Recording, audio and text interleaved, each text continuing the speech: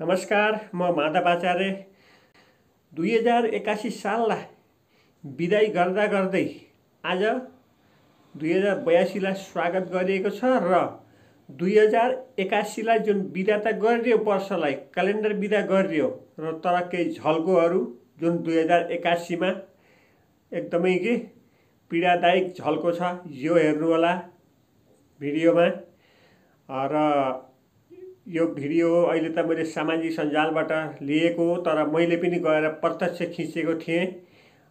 र यो अब 2082मा पनि यही हाल हुने हो हाम्रो देशको, या अब अलिकति सुदृढ हुँदै जाने हो।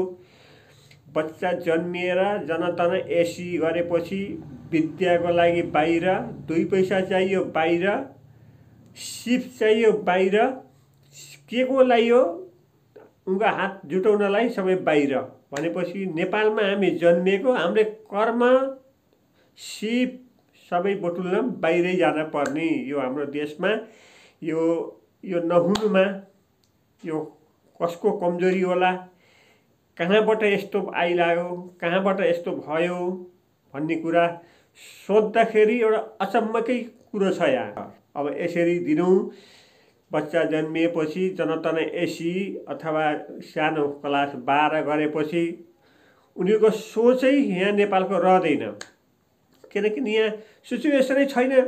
जे गर्ने पनि न 2 पैसा आउने स्रोत छ, न केही पनि छैन। यसको लागि बाहिरै भन्दाखेरि नेपालमा एकदम जिरो लेभल भयो, जनसङ्ख्या नै छैन। अब नेपालमा एकदम फुक्लो बाटामा हिँड्दाखेरि कतिखेर मान्छे देखिने हो गाउँघरमा, अनि बाटा हाइवेमा अब जता कतैका पूर्व पश्चिम चल्ने यसो राजमार्गमा चल्ने गाडीहरू देखिन्छन्। अरू चाहिँ जनसङ्ख्या नै नेपालमा खत्तम भयो। अब यही भिडियो हेर्नु होला र यो भिडियो हेर्दाखेरि तपाईँले बुझ्नुहुन्छ यो दिनौ हो, त एक दिनको मात्र भिडियो हो, दिनौको भिडियो यस्तो यो लाइन छ, लर्को छ भनेपछि सबै नेपाली अब नेपालबाट रित्ते हो भन्दाखेरि सरकारले अब यसलाई रोक्ने केही पहल थाल्छ कि 2082मा भन्ने उसले यो भिडियो बनाएको छु। साथै 2082 सालको हार्दिक मङ्गलमय शुभकामना सबैलाई।